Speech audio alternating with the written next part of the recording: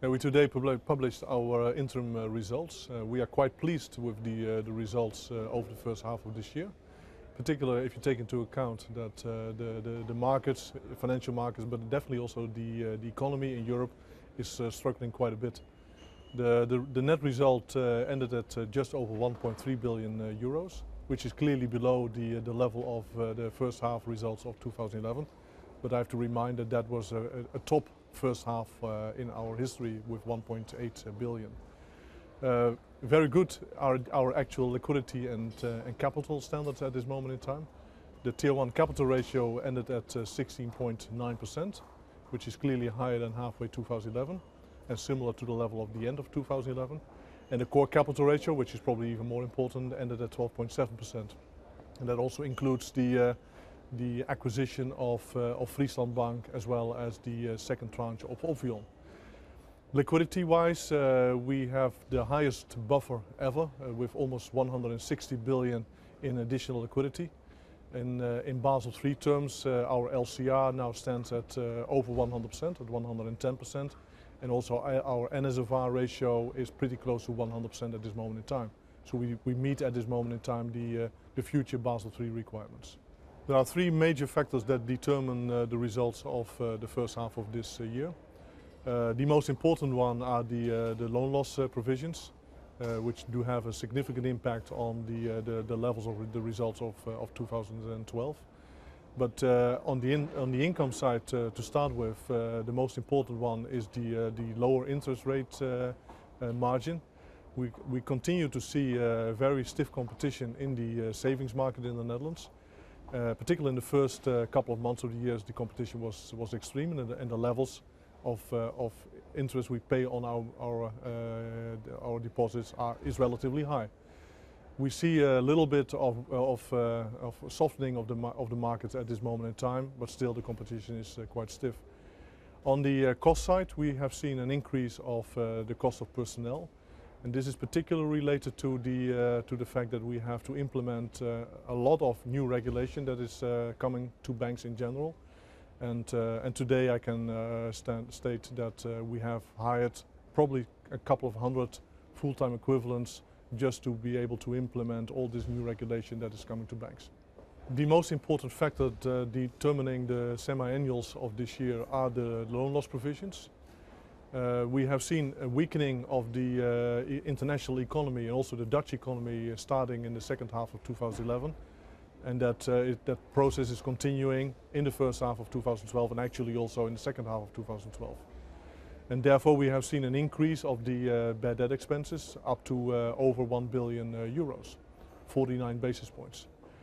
There are in the Netherlands three economic sectors that stand out in this respect. The commercial real estate continues to struggle.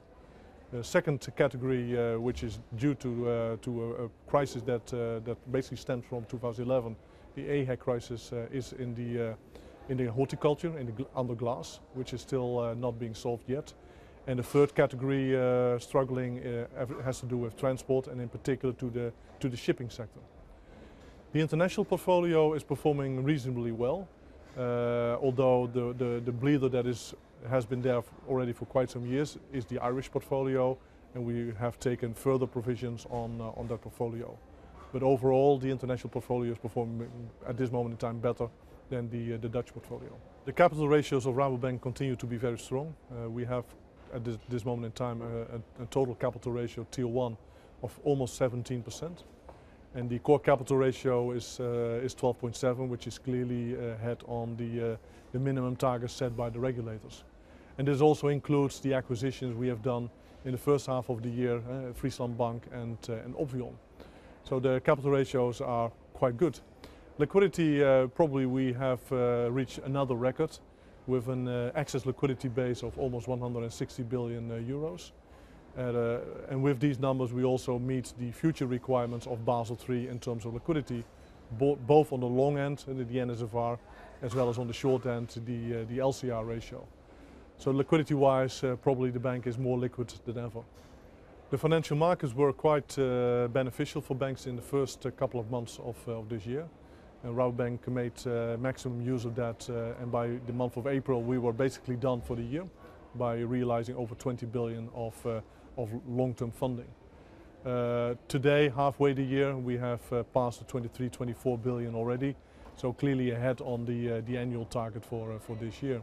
You haven't seen Rabobank a lot in the last couple of months in the market, and that will also be the trend for the second half of 2012. The volatility in the financial markets is very high. The ups and downs are clearly there, and also in the first half of the year, this year we have seen that happening again. And the first quarter of the year was good. Second quarter of this year was very difficult. The first couple of weeks of the third quarter are quite good, but we also know that the crisis regarding some of the European countries is not gone. People took holidays, but we are pretty sure that shortly after holidays a lot of the problems we were facing just before the summer will return on the tables, and we will see further tension in the financial markets. So our expectation for the second half of the year is not very beneficial. We expect a lot of volatility in the market. We expect that the problems some of the European countries are facing will not be solved on the short run. The tension within the European Union will continue to be there. So the second half of the year will show a lot of challenges. The most important factor determining the results for Rabobank for the full year will be the bad debt expenses. And we see that the economy in the Netherlands is quite challenging. We do not expect a short-term recovery of the Dutch economy, and therefore the most likely scenario will be a level of bad debt expenses which is more or less double the amount of what we have seen over the first half. We do see a little bit of loosening of the tension in the competition in the savings market. So I'm quite optimistic that in terms of income, the second half of the year could be slightly better than what we have seen over the first half of the year. So all in all, we are quite optimistic that also the second half of the year will be pretty good, taking into account the challenging times in the financial markets and in the Dutch and European economy.